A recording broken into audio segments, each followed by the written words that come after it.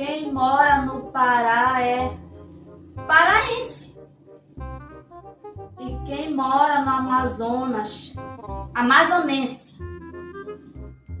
E quem mora no Rio, essa eu não sei. Peraí que o meu irmão vai chamar o Dico, acho que ele sabe dessa aqui.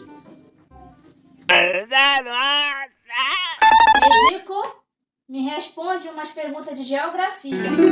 Ah, Gigi, pode mandar pergunta. No tempo que eu estudava, eu tirava só 10 em geografia. Pode mandar pergunta. Então escuta lá, Dico. Quem mora no Pará é paraense, né? Correto. Sim. Quem mora em São Paulo é paulista, né? Positivo. E quem mora no Amazonas é amazonense, né? Certo. E quem mora no Rio, Dico? É peixe, Gigi.